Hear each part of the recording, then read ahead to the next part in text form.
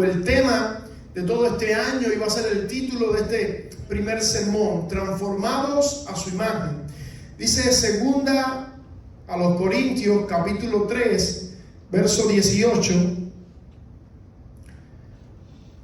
dice de la siguiente manera, segunda a los Corintios capítulo 3 verso 18: por tanto, todos nosotros, mirando a cara descubierta como en un espejo la gloria del Señor, somos transformados de gloria en gloria en la misma imagen como por el Espíritu del Señor. Somos transformados de gloria en gloria en la misma imagen como por el Espíritu del Señor. Por tanto, el propósito de nuestra salvación es ser transformado a la imagen de Jesús, y una vez estando transformado a la imagen de Jesús, servir como instrumento para que otros se puedan transformar también, servir como testimonio para que otros se puedan transformar también. El contexto de esta palabra es en Corintios capítulo 3, segunda a los Corintios capítulo 3, y el apóstol Pablo está haciendo una comparación entre el antiguo pacto, y entre el nuevo pacto. Y lo primero que hace en esa comparación es que compara el ministerio del antiguo pacto con el ministerio del nuevo pacto. Y dice en el versículo 6 que la letra mata. El antiguo pacto tenía la letra, tenía la ley, y Pablo estaba diciendo la letra mata. ¿Acaso Pablo significa o quiere decir que la ley es mala? No, para nada. La ley es buena, es santa y es justa, pero la ley en sí misma no tiene la capacidad de hacernos obedecer la ley. De ahí que el apóstol Santiago dijese que el que abroga uno de los mandamientos de la ley la está abrogando completamente, y ningún hombre ha podido cumplir, excepto Jesús, la ley totalmente. Por lo tanto, la ley nos dice lo que es bueno, lo que es santo, lo que a Dios le agrada, pero ella en sí sola está incapacitada para hacernos cumplirla. Pero dice en contraste a esto que en el nuevo pacto dice, pero el Espíritu vivifica. Ahora, en el nuevo pacto, el Espíritu viene y siembra la ley de Dios en nuestra mente, en nuestro corazón, pero hace algo más, nos ayuda a cumplir la ley de Dios. Dice Juan 14:26, mas el Consolador, el Espíritu Santo, a quien el Padre enviará en mi nombre, Él os enseñará todas las cosas y os recordará todo lo que yo os he dicho. Ahí tenemos ahora el Espíritu Santo alrededor nuestro, dentro nuestro, que nos dice, nos siembra la palabra de Dios en nuestra mente y en nuestro corazón y nos ayuda a hacer la palabra del Señor. Ahora Pablo hace otra comparación en cuanto al Antiguo Testamento y el Nuevo Testamento, y dice que el mediador en el Antiguo Testamento fue Moisés. Moisés fue el hombre que Dios escogió para hablar con él, porque el pueblo se acobardó, no quería acercarse a Dios, y Dios lo eligió a él como mediador. Dice Éxodo capítulo 20 del 18 al 19, todo el pueblo observaba el estruendo y los relámpagos y el sonido de la bocina y el monte que humeaba, y viéndolo el pueblo temblaron y se pusieron de lejos y dijeron a Moisés, habla tú con nosotros y nosotros oiremos, pero no hable Dios con nosotros para que no muramos. Por tanto, el mediador del antiguo pacto fue Moisés, y Dios habló con Moisés, y Moisés le transmitió la palabra del Señor al pueblo, y Moisés fue un siervo escogido, un siervo que tuvo la presencia de Dios y la pudo pasar también al pueblo, tuvo el mandato de Dios y lo pudo hacer conocer al pueblo. Pero Pablo llega al versículo 15 y dice que Moisés es un buen mediador y fue el mediador del antiguo pacto, pero que ahora tenemos, dice en el 16, un mejor mediador que Moisés, un mediador más excelente que Moisés, y está hablando del Hijo de Dios, está hablando de Jesús, el cual no estimó el ser igual a Dios como cosa a que aferrarse, sino que se despojó a sí mismo, tomando forma de siervo y estando en la condición de hombre. Dice que se se humilló hasta lo sumo, haciéndose obediente hasta la muerte y muerte de cruz, por lo cual Dios le dio un nombre que es sobre todo nombre, para que en el nombre de Jesús se doble toda rodilla de lo que está en el cielo y en la tierra, y toda lengua confiese que Jesús es el Señor, para la gloria de Dios Padre. Por tanto, el mediador del nuevo pacto es mucho más excelente que el mediador del antiguo pacto. Por lo tanto, no se vaya del hilo. Pablo está comparando y diciendo: el ministerio del antiguo pacto era mucho menor que el del nuevo pacto. El mediador del antiguo pacto era mucho menor que el del nuevo pacto. Ahora dice la gloria del antiguo pacto también es mucho menor que la del nuevo pacto, porque la gloria que había en el nuevo pacto fue cuando Moisés le dijo a Dios: muéstrame tu gloria, y pasó. Moisés vio las espaldas de Dios, y al ver las espaldas de Dios pasó algo. El rostro de Moisés quedó iluminado de tal manera que cuando descendió y el pueblo le vio, todos quedaron atónitos, y él tuvo que poner un velo sobre su rostro. Pero ahora la gloria del nuevo pacto es mucho mayor que la gloria del antiguo pacto. Dice dice 2 Corintios 3:9, dice: porque si el ministerio de condenación fue con gloria, mucho más abundará en gloria el ministerio de justificación. Mucho más abundará en gloria el ministerio de justificación. Visto que Pablo ha hecho una comparación del antiguo pacto y el nuevo pacto, diciendo que el nuevo pacto es mayor en ministerio, en mediador y en gloria. Ahora vamos a analizar algo importante, y debemos hacernos dos preguntas que nos van a dar paso a lo que vamos a analizar en este versículo, que es la transformación a la imagen de Cristo Jesús. Lo primero que debemos analizar es ¿cómo hemos sido salvos? Y todos sabemos que hemos sido salvos cuando hemos abierto nuestro corazón al Señor Jesús, para que Él venga y se siente en nuestro corazón, y le hemos coronado a Él como Señor. Ahora la otra pregunta es que la que vamos a tratar de contestar es: ¿para qué hemos sido salvos? Yo no sé si tú sabes para qué tú has sido salvo. Si tú sabes para qué tú has sido salvo. Y es lo que vamos a tratar de contestar en esta tarde. Hemos sido salvos para ser transformados a la imagen de Cristo Jesús. De esa manera, transformar a otro y darle la gloria a nuestro Dios. Por tanto, hemos sido salvos cuando coronamos a Jesús como Señor y Salvador. ¿Y para qué hemos sido salvos? El propósito de la salvación es para ser transformados a la imagen de nuestro Señor Jesucristo. Para eso hemos sido salvos. El Evangelio tiene un poder transformador para todos los hombres, amados hermanos. Las dos cualidades distintivas del cristianismo son la resurrección de Cristo y la regeneración del pecador. La meta de nuestras vidas como cristianos es parecernos más cada vez a nuestro Señor Jesús. Y Pablo no solamente lo dijo en esta carta, sino lo dijo en cada una de sus cartas. Por ejemplo, a los filipenses le dijo: no que lo haya alcanzado ya, ni que yo sea perfecto, sino que prosigo para ver si logro así, por lo cual yo también he sido asido por Cristo Jesús. Hermano, yo mismo no pretendo haberlo alcanzado ya, pero una cosa hago: dejo lo que queda atrás y me extiendo hacia lo que está delante, prosigo a la meta. ¿Cuál es la meta? El premio. ¿Cuál es el premio? El supremo llamamiento de Dios en Cristo Jesús. Ahora me explica mejor cuál es ese llamamiento en Romanos capítulo 8 del 28 al 29. Y sabemos que a los que aman a Dios todas las cosas les ayudan a bien. Estos son a los que conforme a su propósito han sido llamados, porque a los que conoció también los predestinó para que fuesen hechos conforme a la imagen de su Hijo Jesús, para que Él sea el primogénito entre muchos hermanos. ¿Ven el llamado a la transformación como está claro? Efesios capítulo 4 versos 23 y 20 dice: y renovaos en el espíritu de vuestra mente y vestíos del nuevo hombre, creado según Dios en la justicia y santidad de la verdad. Romanos 12:2: no conforméis a este siglo, sino transformaos por medio de la renovación de vuestro entendimiento, para que comprobéis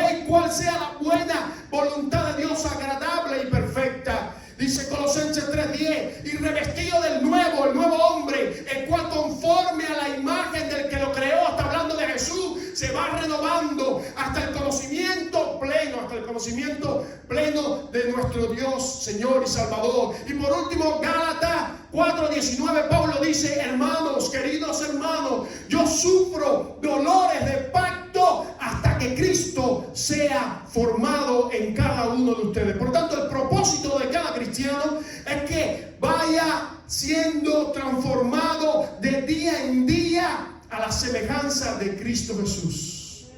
No hay manera de entrar al cielo si no te pareces a Jesús, si no eres igual a Jesús. Él es las primicias de nuestra resurrección.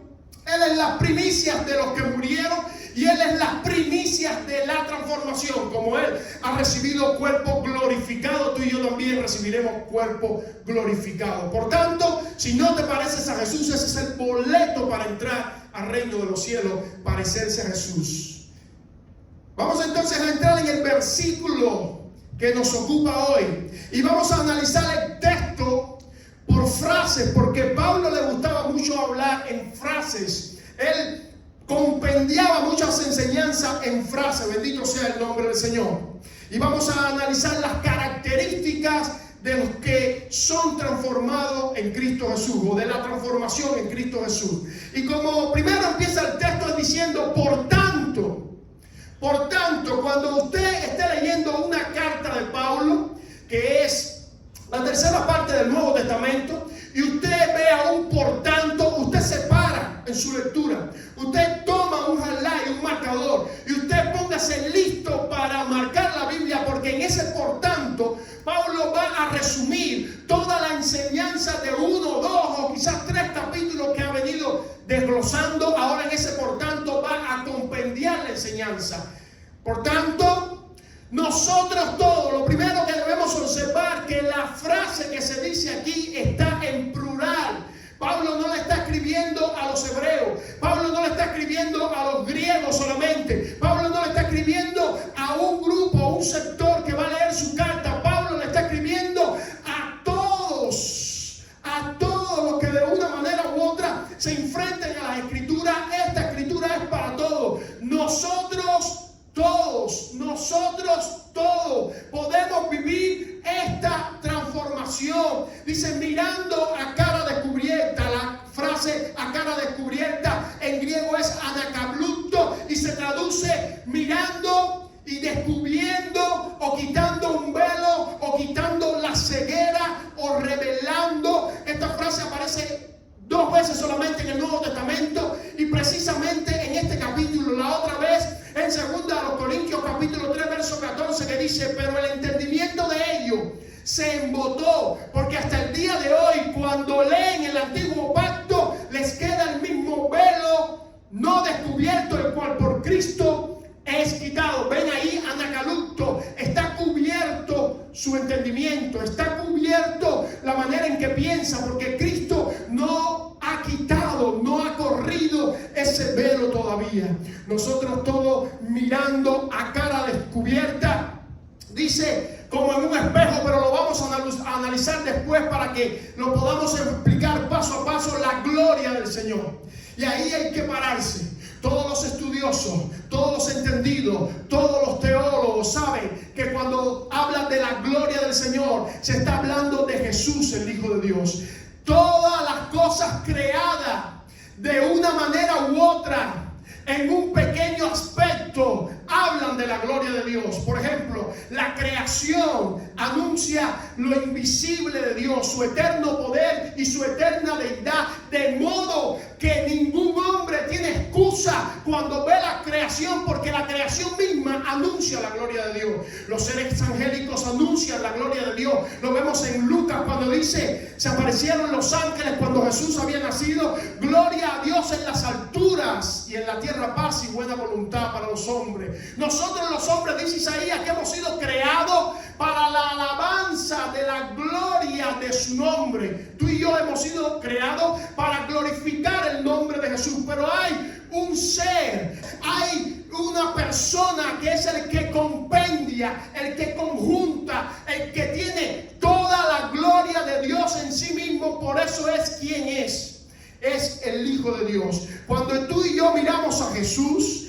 al Hijo de Dios, entonces estamos viendo toda la gloria de Dios, toda la excelencia de Dios, todos los atributos de Dios, toda la manifestación de Dios. La gloria de Dios es la excelencia de los atributos de la manifestación de Dios. Cuando tú y yo queremos ver la gloria de Dios, tenemos que mirar a Jesús. Cuando Jesús vino al mundo, Él mostró el amor de Dios.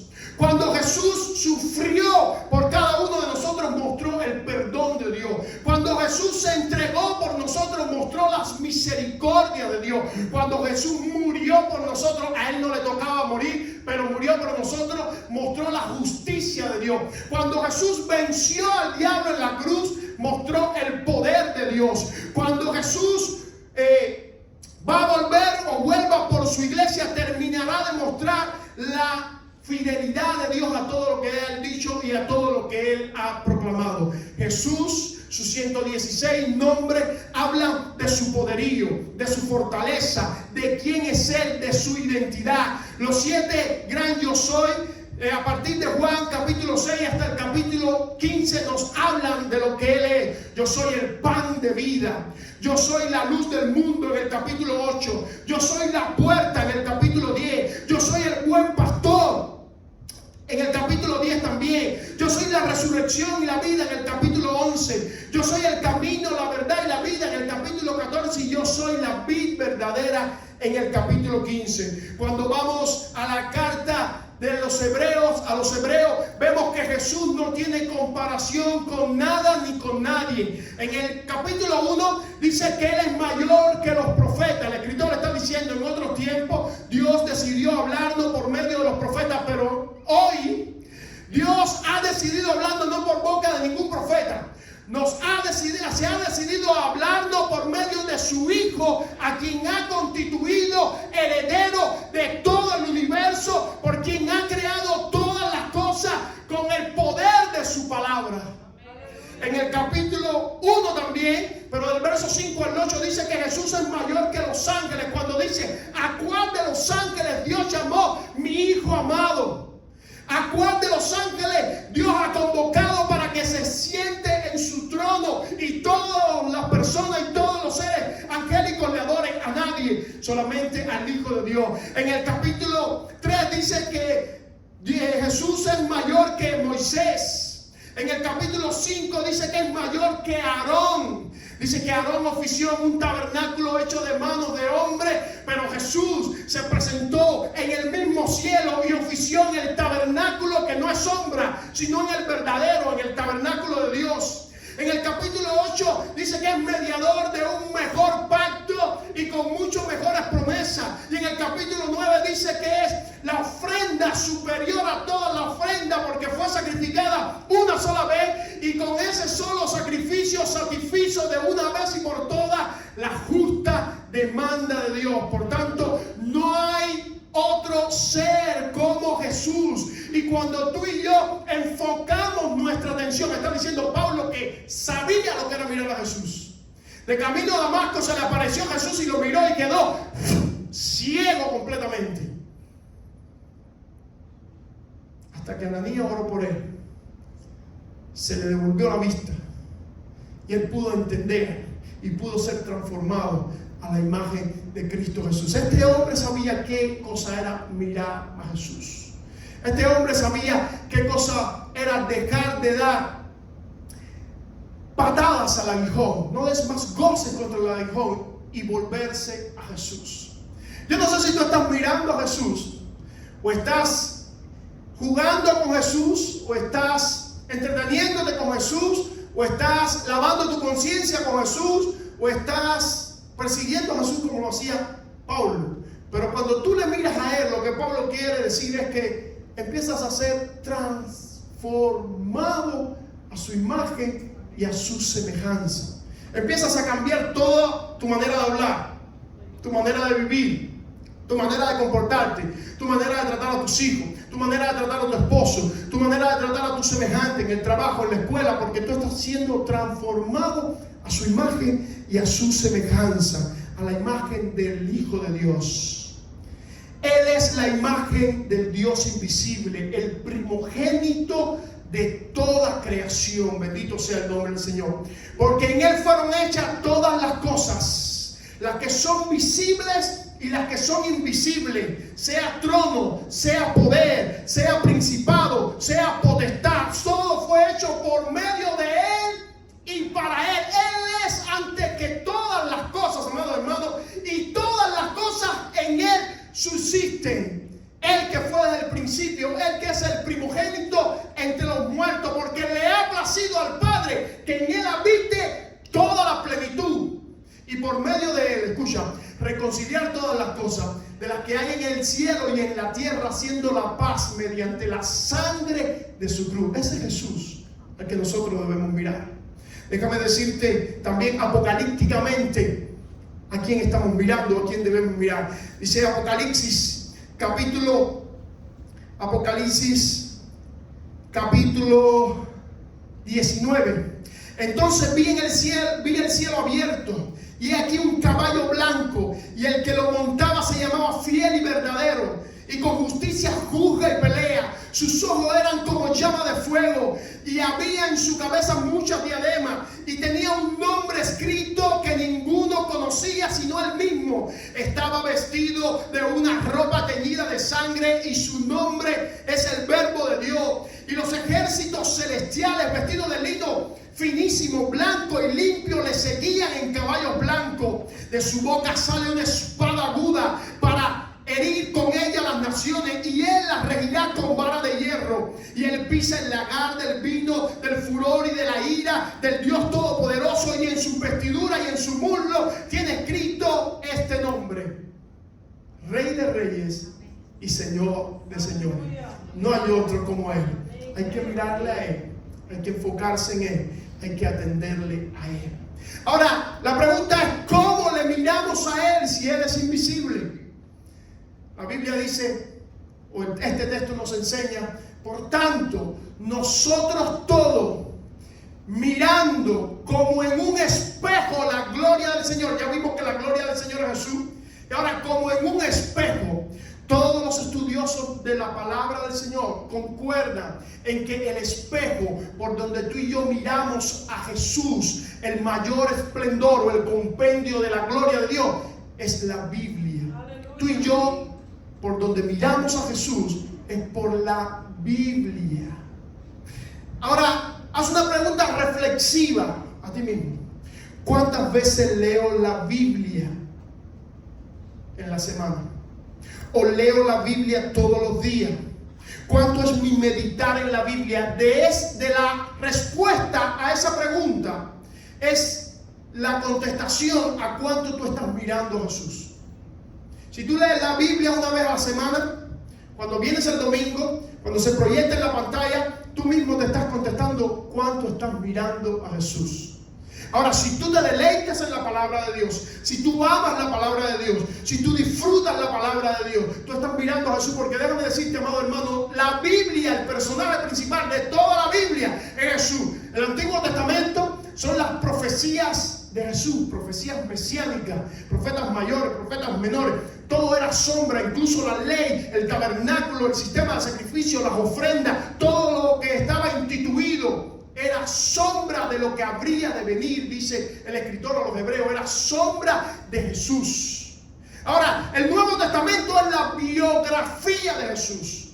4 personas redactando de maneras diferentes a destinatarios diferentes una sola cosa: ¿quién fue Jesús? ¿Qué hizo Jesús? El propósito de la vida de Jesús. ¿Cómo terminó la vida de Jesús? ¿Y qué instituyó? ¿Qué comisionó Jesús? Ahora, las cartas del Nuevo Testamento no es más que los que estaban viviendo con Jesús, los apóstoles, poniendo en práctica las enseñanzas de Jesús y reafirmando de una manera u otra. Dice, estamos escribiendo, digo Juan, no de lo que no vimos y no de lo que no oímos. Estamos escribiendo de lo que vimos y de lo que oímos y de lo que palparon nuestras manos, el Verbo de Dios.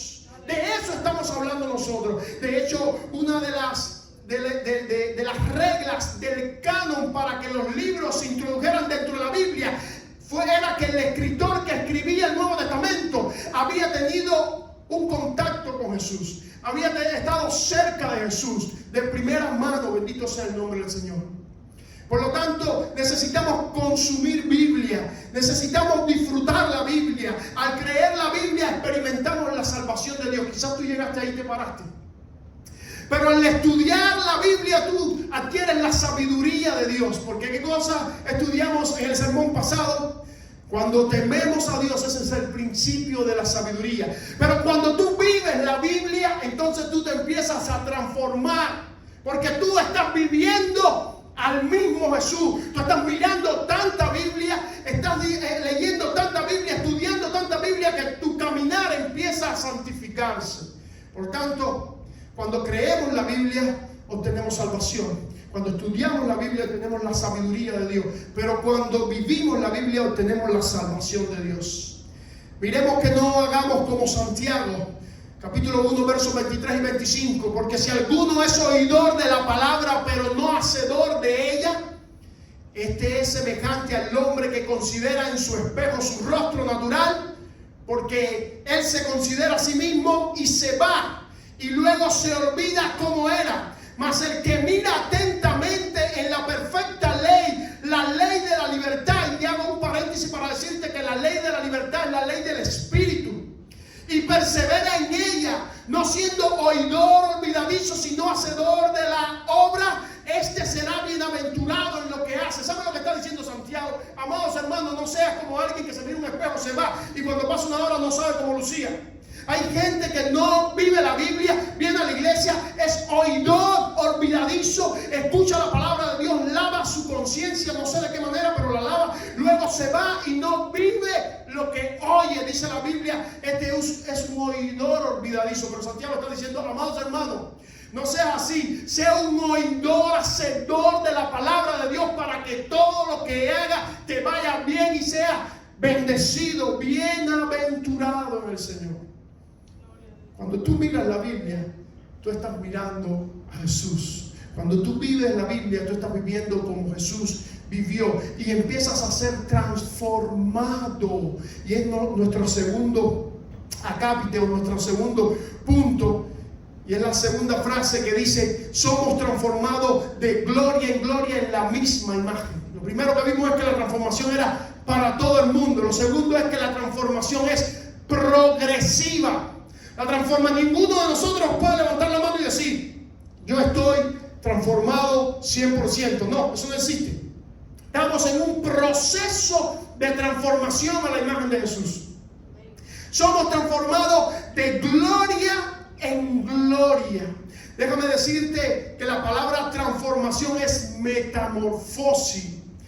Meta es cambio y morfe forma. En griego, metamorfosis, cambio de forma. A medida que tú vas mirando a Jesús a través de la palabra de Dios y vas obedeciendo la palabra de Dios, va surgiendo en tu vida un cambio de forma. Empiezas a vivir diferente. Yo quiero pararme aquí y quiero hacerte entender algo. Hay personas, sobre todo las personas del mundo, que no vienen a la iglesia porque dicen: no, ahí la iglesia lo primero que va a hacer es imponerme una serie de mandatos, una serie de estándares que yo no quiero vivir. Déjame decirte que eso no es evangelio. Cuando tú vienes a un pastor y el pastor te dice: no puedes fumar, no puedes tomar, no puedes bailar, ahí el pastor está tratando de discipularte con sus propios estándares, y así no viene la transformación. La transformación viene de Dios cuando tú empiezas a disfrutar la gloria de Dios, a vivir lo que la Biblia dice. Ahí empieza a venir una transformación en tu vida, porque tú empiezas a disfrutar lo que tú haces. Ahora, esta palabra está en modo indicativo del presente.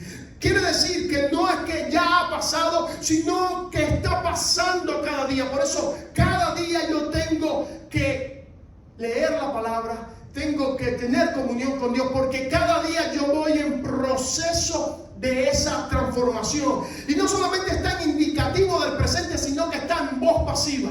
¿Sabe qué quiere decir que esté en voz pasiva? Que tú mismo no te puedes transformar. La voz activa es la que lleva a la acción, pero la voz pasiva, la acción recae sobre él. Tú y yo no nos podemos transformar. Tú y yo obedecemos disciplinas espirituales, y al obedecer esas disciplinas espirituales de una forma que nosotros no entendemos, viene de parte de Dios una transformación para nosotros. Y nosotros mismos muchas veces nos alarmamos y decimos, bueno, si antes yo disfrutaba esto, ¿cómo es que ahora yo aborrezco esto? Tú mismo te quedas alarmado. ¿Sabes qué? Es que tú estás siendo transformado a la imagen de Cristo. Antes disfrutabas tomar y ahora no disfrutas tomar. Antes disfrutabas bailar, ahora no disfrutas bailar. Antes disfrutabas hablar mal de otro, ahora no disfrutas hablar mal de otro. Antes disfrutabas tener un montón de dinero, pero ahora lo que disfrutas es dar. Tú vas siendo transformado porque empiezas a disfrutar la gloria y la excelencia de Dios, que es Jesús, a través de su palabra, y hay una satisfacción en tu interior que va creciendo y tú empiezas a ser transformado a la imagen de Jesús. Ahora, de gloria en gloria, muchos interpretan esta frase como que de bien en bien. Recuerden que el tema a tratar es la transformación del carácter de nosotros. Y muchas veces ese carácter nuestro no es transformado sino en circunstancias difíciles y adversas. Porque es cuando reconocemos que nada somos, y es cuando reconocemos que debemos quitar la mano del timón y dejar que Jesús ponga la mano en el timón de nuestras vidas. La palabra dice, es necesario que a través de muchas tribulaciones entremos en el reino de Dios.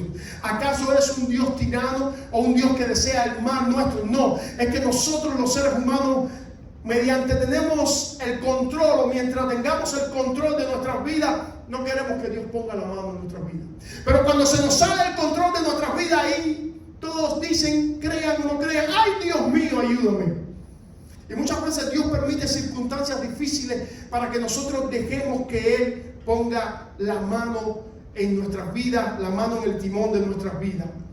La resplandeciente gloria del Señor iba decreciendo en Moisés, pero en los que miran la gloria de Jesús va en aumento, aleluya, como la luz de la aurora hasta que el día es perfecto. Tú y yo nos estamos transformando a la imagen de Jesús. Dice el tercer encabezado, una experiencia sobrenatural. Y era lo que hablábamos ahorita, que no es activa, sino que es pasiva la voz en este metamorfo, dice, como por el Espíritu del Señor. La experiencia que tú y yo tenemos al mirar la gloria del Señor nos transforma cuando miramos el rostro de Jesús, cuando lo miramos a través de la palabra del Señor, pero quien nos transforma es el Espíritu del Señor. ¿Cómo? Por el Espíritu del Señor. El Espíritu del Señor es un agente de cambio, tanto en el verso 17 cuando dice, y el Espíritu, donde está el Espíritu del Señor hay libertad, como en el verso 18 cuando dice que nuestra transformación viene por el Espíritu de Dios. ¿Ves al Espíritu de Dios transformando? Verso 17, donde está el Espíritu de Dios hay libertad para salvación. Verso 18, donde está el Espíritu de Dios hay transformación para ser igual a Jesús. Quien único puede hacer eso es el Espíritu del Señor. Si tú no tienes una buena relación con el Espíritu Santo de Dios, déjame decirte que tú estás viviendo una religión, no una relación. Cuando tú vives una religión es una serie de dogmas, doctrinas impuestos por los hombres que más bien lo que hacen es cargarnos, o que caminemos con un saco de cargas impuestos por los hombres que no nos sentimos bien. Pero cuando tienes una relación con el Espíritu de Dios, tú sientes la libertad y el gozo de vivir obedeciendo al Señor, porque te sientes que estás caminando en pos de Él y tú estás siendo transformado. El Espíritu de Dios nos toma desde la justificación hasta la santificación y nos va a llevar directo a la glorificación hasta que entremos delante de la presencia del Señor y oigamos la frase, buen siervo y fiel, en lo poco fuiste fiel, en lo mucho te pondré. Necesitamos acercarnos al Espíritu Santo de Dios. Ahora, hay un extremo que cada cristiano debe evitar, y es el extremo de pensar que si el Espíritu de Dios es quien me transforma y yo no me transformo, yo no tengo que hacer nada.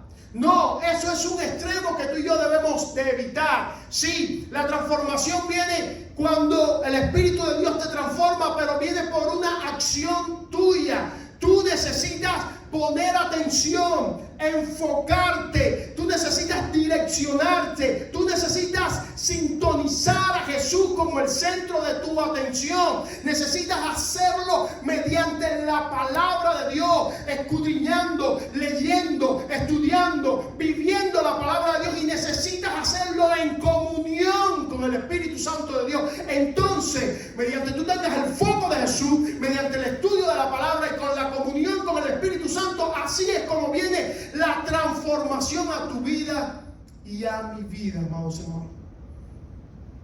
Él es quien nos transforma, pero hay disciplinas espirituales que tú y yo debemos de cumplir.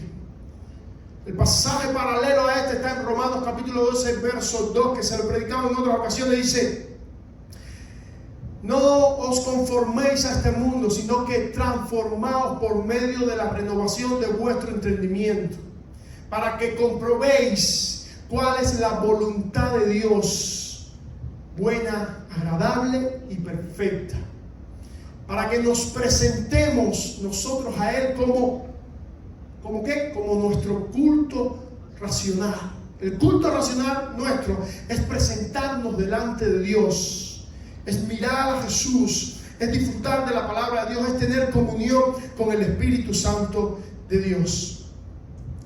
La importancia de la relación con el Espíritu Santo de Dios, Pablo lo menciona en muchas de sus cartas. Romanos capítulo 8, verso 2: porque la ley del Espíritu de Cristo Jesús me ha librado de la ley del pecado y de la muerte. Primera de Corintios 6, 19: os ignoráis que vuestros cuerpos es templo del Espíritu Santo. Gálatas 5, 16: digo pues, andar en el Espíritu y no satisfagáis los deseos de la carne, porque el deseo de la carne es contra el Espíritu y el del Espíritu es contra la carne, y estos se oponen entre sí para que no hagan lo que querráis. Gálatas 5, 22: mas el fruto del Espíritu es amor, gozo, paz, paciencia, benignidad, fe, mansedumbre y templanza. Estos son los que han crucificado las obras de la carne y ahora viven en el Espíritu. Efesios 4, 30 y 31: y no contristéis al Espíritu Santo, con el cual fuiste sellado para el día de la redención. Quítese de vosotros toda amargura, enojo, ira, gritería, malicia y maledicencia. Efesios 6, 17: tomar el yelmo de la salvación y la espada del Espíritu, que es la palabra de Dios. Filipenses 3, 3: nosotros somos la circuncisión, los que en espíritu servimos a nuestro Dios. Primera Tesalonicenses 5, 19: hermanos, no apaguen el espíritu. Segunda Tesalonicenses 2, 13: debemos dar gracias siempre a Dios, que nos ha escogido desde el principio para salvación mediante la santificación y la renovación por su Espíritu. Primera Timoteo 1, 7: porque no nos ha dado Dios espíritu de cobardía, sino de poder, de amor y de dominio propio. Y segunda de Timoteo 1:14: guardar el buen depósito por el Espíritu Santo que mora en nosotros. Ahora, decíamos al principio que debemos ser transformados porque es el propósito de nuestra existencia, y que esa transformación produce en otras personas transformación también.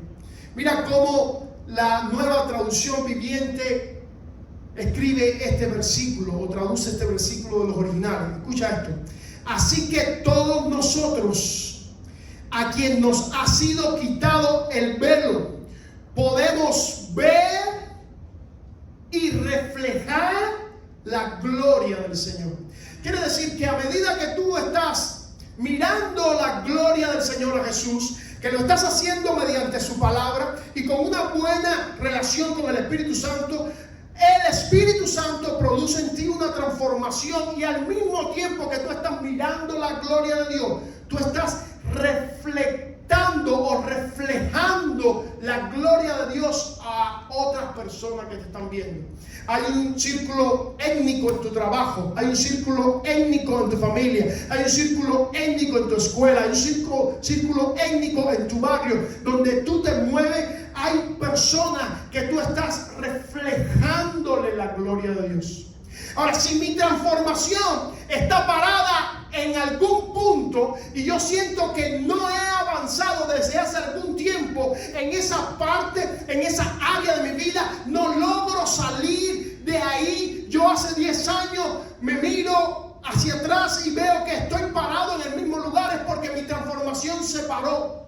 ¿Y por qué se paró mi transformación? Porque de alguna manera me he desenfocado y he dejado de mirar a Jesús mediante su palabra y teniendo relación con el Espíritu Santo de Dios. Muchas veces nos paramos en el proceso de nuestra transformación. Muchas veces nos frenamos. Muchas veces llegamos a puntos y áreas en nuestra vida donde no queremos darle las riendas a Jesús de nuestras vidas.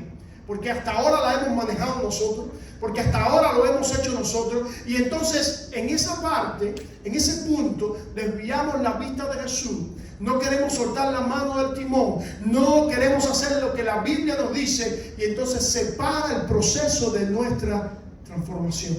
Si ese es el caso, redirecciónate, enfócate de nuevo en Jesús, haz lo que la Biblia te dice que haga. Depende 100% del Espíritu Santo, porque hay personas que, aunque tú no lo creas, aunque no te lo digan, hay personas que viven esperanzados por el reflejo de la gloria de Dios que tú les das. Repito eso de nuevo. Hay personas que viven esperanzados, que viven agarrados de una pequeña esperanza por el reflejo de la gloria de Dios que tú les das. Hay personas que el conocimiento de Dios que les llega solamente es por el reflejo de la gloria de Dios en ti.